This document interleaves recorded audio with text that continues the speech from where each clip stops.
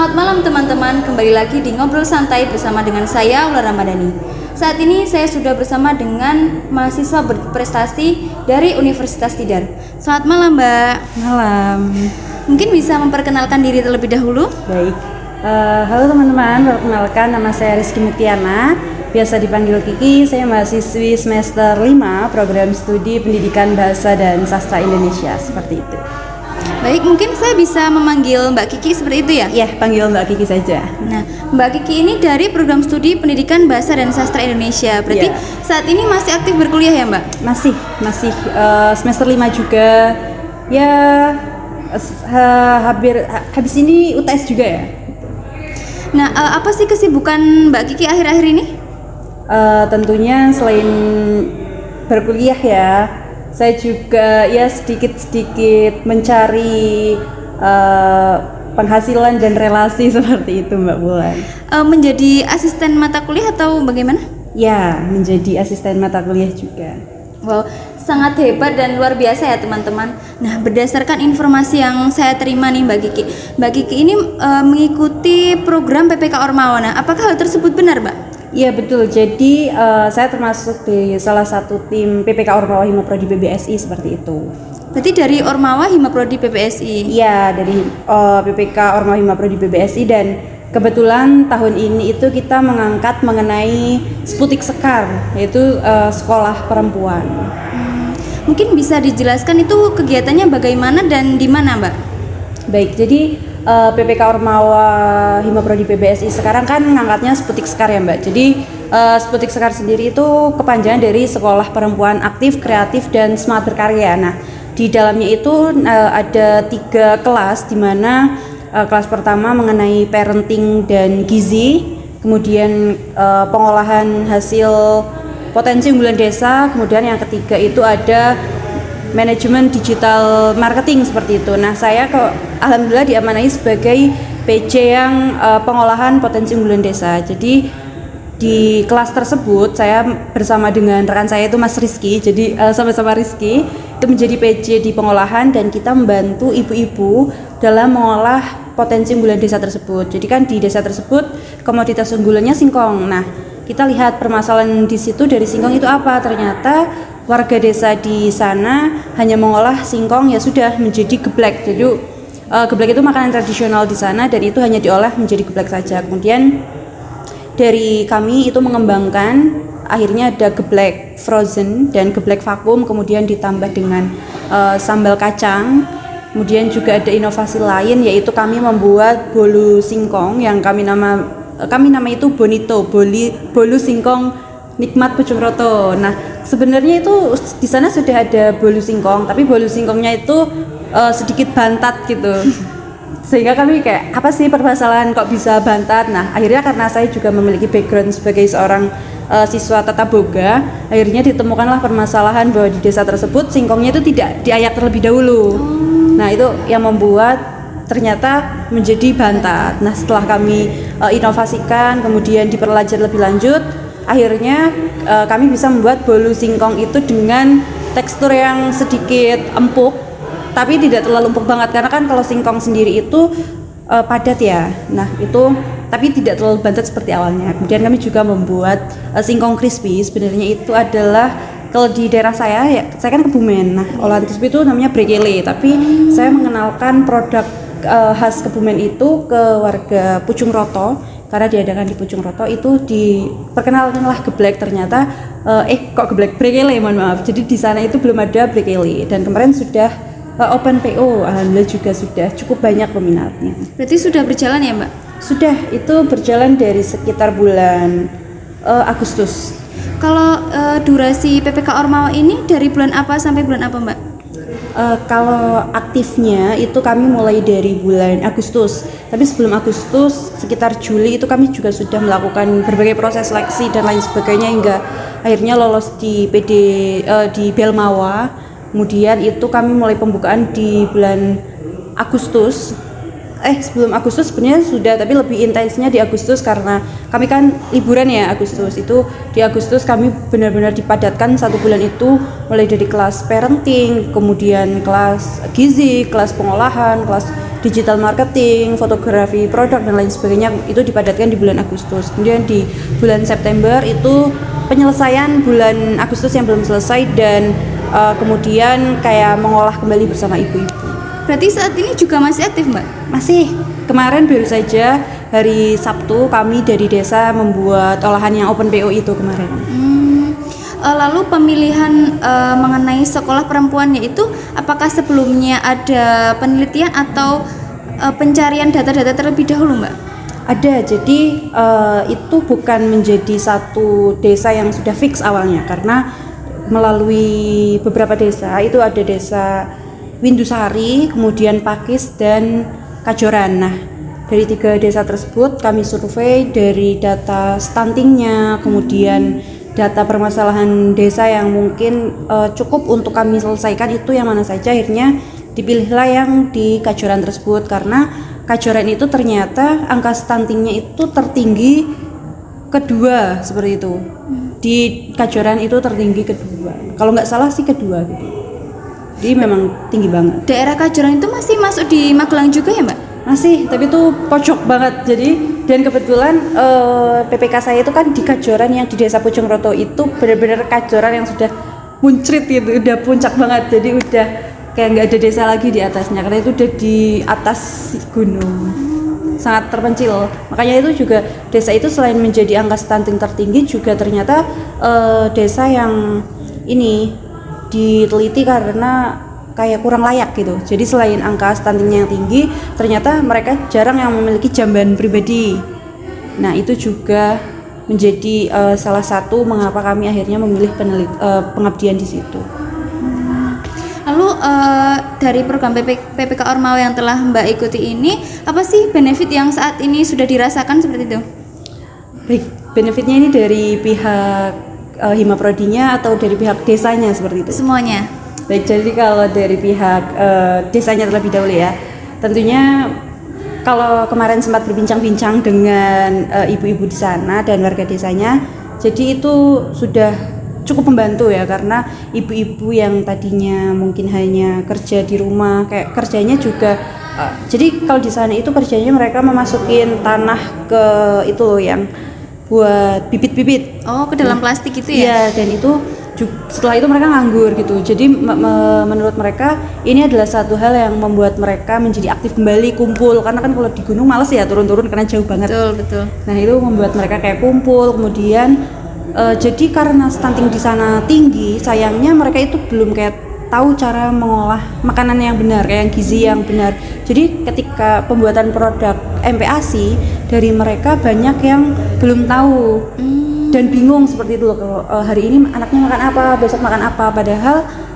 itu krusial banget ya bagi ibu-ibu yang memiliki anak stunting. Dan itu kemarin sudah dirasakan, akhirnya si ibu-ibu tersebut tidak bingung untuk memilih makanan selanjutnya. Kemudian juga itu meningkatkan sedikit meningkatkan keuangan desa, karena itu kan produk yang diolah dari kelas pengolahan itu dijual dan itu nanti masuknya ke kas Sputik Sekar yang ibu-ibu. Jadi dari Hima Prodi PBSI itu namanya Sputik Sekar. Nah, membentuk kepengurusan di desa yang dinamakan Sputik Sekar. Jadi nanti ketika PPK-nya sudah selesai, kepengurusan Sputik Sekar yang di desa itu dilanjutkan sama ibu-ibu tersebut. Berarti tetap ada keberlanjutannya gitu ya, Mbak? Iya, jadi tetap ada keberlanjutannya. Kami nanti juga akan sesekali ke desa-desa untuk memantau gimana perkembangannya dan lain sebagainya. Kemudian bagi ibu-ibu yang memiliki usaha itu sangat terbantu karena dari kami itu ada pembuatan NIB. Apa itu NIB, Mbak? Jadi kalau berwirausaha itu harus ada NIB-nya seperti itu. Kemudian dari kami juga membantu pengarahan dalam pembuatan sertifikat halal, PIRT seperti itu. Jadi ibu-ibunya itu sudah istilahnya kalau berdagang sudah aman gitu, sudah sertifikat halal, udah ada NIB, udah ada PIRT. Kemudian juga ternyata dari ibu-ibu belum bisa mengoperasikan WhatsApp yang katalog gitu ya. Kalau bisnis kan ada katalognya. Iya, betul. Nah, ibu-ibu di sana itu belum tahu. Kemudian kami kasih tahu, akhirnya sekarang sudah sangat bervariasi. Kalau lihat kontaknya misal Bu Nana, sekarang di nomornya Bu Nana itu sekarang udah ada katalog-katalog kayak mochi, kemudian apa dan lain sebagainya. Jadi sudah lebih canggih gitu ya Mbak ya? Iya, kalau untuk Himprodinya sendiri ya tentunya dengan adanya program ini semakin memperkuat persaudaraan ya, karena kita setiap hari kumpul, kemudian kita semakin solid dan lain sebagainya. Selain itu juga tim PPK itu kan 15 orang ya. Kami juga kayak ada tim volunteernya. Jadi volunteer ini kayak belajar untuk PPK tahun depan. Jadi ya tidak hanya di kami, tidak hanya berhenti di tim PPK Ormawa Hima Prodi, tapi untuk ke yang selanjutnya juga mereka sudah belajar. Berarti banyak sekali kegiatan-kegiatan bermanfaat yang dilakukan untuk di desa itu ya Mbak? Iya, Jadi, betul. Kayak adanya PPK Ormawa Hima Prodi PBS ini memberikan dampak yang bisa dilihat seperti itu. Iya. Nah, berdasarkan informasi yang saya terima juga ini Mbak, Mbak Kiki ini pernah mengikuti lomba debat juga ya? Iya. Nah itu lomba debat di tingkat apa Mbak dan bagaimana hasilnya itu? Mungkin bisa diceritakan kepada teman-teman. Kalau debat sendiri itu sebenarnya masih cukup pemula ya Mbak, karena itu waktu itu semester berapa ya? 3 atau 4 itu ada seleksi tingkat fakultas. Dan saya kayak mencoba-coba aja, saingannya juga cutting-cutting, dan iya di lomba tersebut alhamdulillah mendapat juara 3. Kemudian disaring lagi untuk maju di tingkat univ. Tapi kalau di tingkat univ sendiri kebetulan belum rezeki, tapi sudah di tingkat univ. Kalau di fakultas sendiri itu kemarin juara 3. Hebat ya teman-teman. Jadi Mbak Kiki ini selain aktif di akademik juga aktif di luar non akademik seperti itu. Nah, sebelum mengikuti lomba-lomba tersebut itu apa aja sih persiapannya sih Mbak? Kalau saya sendiri itu karena saya kan di debat ya Mbak. Nah kalau lomba debat itu tentu saya harus belajar mengenai mosi-mosi, kayak sepertinya kalau mosi ini itu nanti harusnya seperti ini, kemudian kalau mosi ini seperti ini, karena mosi itu kan beda-beda, ada yang mosi pemerintahan dan lain sebagainya. Kemudian juga teknik dalam berdebat, apakah itu menggunakan ASEAN atau menggunakan yang mana, itu harus dipelajari benar-benar. Dan kalau debat itu ada aturannya sendiri. Misal saya dikasih mouse ini, kemudian saya berada di tim ini. Nah untuk menyanggah itu tidak harus tidak langsung menyanggah, tapi ada tata caranya. Jadi sebutkan bahwa kelemahan lawan apa, kemudian keuntungan dari saya apa, kemudian menilai bahwa punya lawan ini seperti ini, punya saya seperti ini, dan kita tidak boleh terlalu repetisi.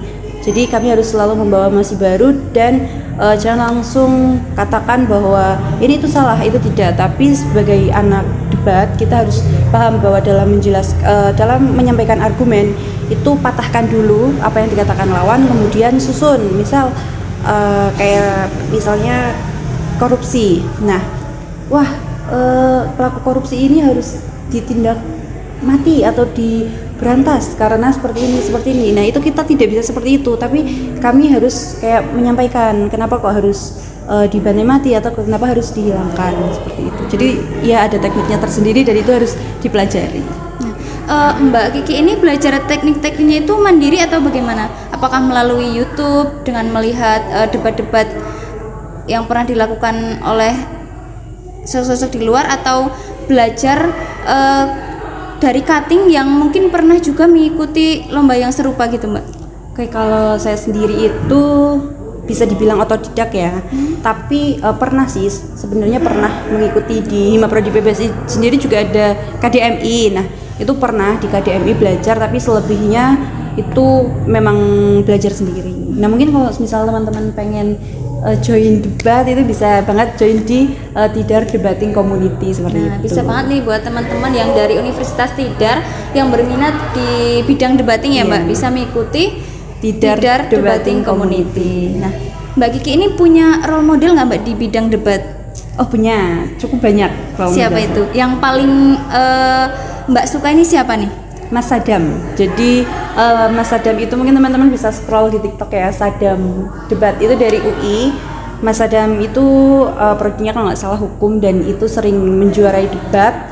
Kemudian satu hal yang saya suka dari Mas Sadam adalah dia tidak segan untuk menolak interupsi lawan gitu. Jadi biasanya orang-orang debat itu kalau diinterupsi dia akan kayak menanggapi interupsinya gitu. Tapi kalau Mas Sadam kayak sering banget mengabaikan interupsi tersebut, karena menurut Mas Sadam itu sangat membuang waktu dan tidak berguna seperti itu. Dan itu mungkin salah satu teknik juga dalam debat. Oh ya, pernah viral itu ya Mbak ya, yang dari UI? Ya, yang kalau nggak salah viralnya itu karena viral bubur tim diaduk atau tidak. Oh iya, pasti juga teman-teman udah nggak asing ya Mbak ya? Ya, Mas Sadam. Nah, kalau bagaimana sih cara Mbak Kiki untuk membagi waktu antara kuliah dan juga masih aktif di PPK juga, di Hima Prodi juga ya Mbak? Iya. Nah, menjadi asisten mata kuliah juga. Nah, itu kan kegiatan yang sangat menguras waktu ya. Nah, itu cara memanajemen waktunya itu gimana sih Mbak? Kalau saya sendiri mungkin nggak punya tips yang bisa teman-teman gunakan seperti saya, karena ya kadarnya berbeda, tapi saya percaya kita tidurnya kayak waktunya sama 24/7, kemudian makannya juga makan ASI. Tapi kalau saya sendiri untuk belajar, saya sudah memiliki kayak waktu-waktu tertentu untuk belajar gitu. Jadi kalau saya belajar itu habis subuh dan sebelum tidur itu pasti belajar. Jadi kayak habis sholat subuh itu belajar, kemudian paginya kuliah. Nah, kalau kuliah itu kan nggak full ya, kita dari pagi sampai sore itu kuliah terus, pasti ada jedanya 2 jam bahkan sampai 7 jam itu pasti ada lah. Dan jeda-jeda tersebut itu saya gunakan untuk mengasisteni mata kuliah. Itu SBI 2 kelas, yang nggak bentrok, yang bentrok itu 2.